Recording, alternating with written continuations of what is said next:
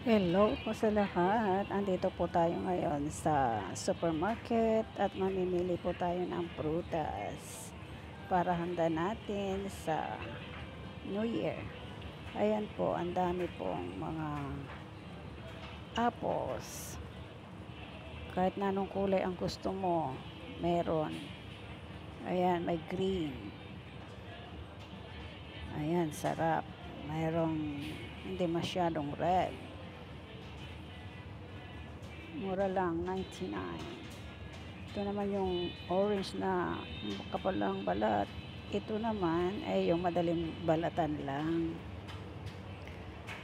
May avocado. Ala, mamili na. Ayan, apple ulit. Ang sarap ng mga apple nila. Ito naman is grapes. Mura lang, 89 per kilo. Ayan siya guys. Mamili na tayo para sa ating New Year. Ito naman si dragon fruits, 59 lang. Ito. Yan. Daming orange. Ayan, lahat bilog. Swerte daw, sabi nila. Kaya lahat na lang ng bilog, bilhin.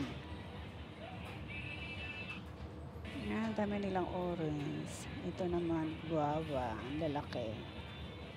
Ito naman si peras. Peras ba? Ito naman yung tamarin na matamis. Sarap nito guys.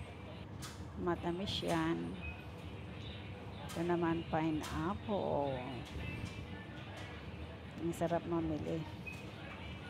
Kasi mura lang dito sa Thailand ang prutas guys. Kaya mag-i-enjoy kang mamili dito. Ito, pomelo. Ayan.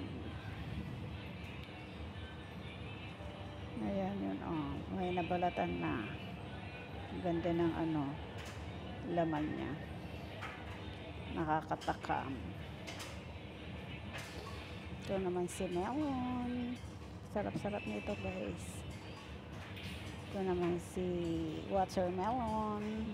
Red na red. Wala silang na-slice ngayon na yellow. Dati may na-slice ng yellow. Ang ganda ng kanilang mga dito, watermelon. Ayan yung price, 49 per kilo.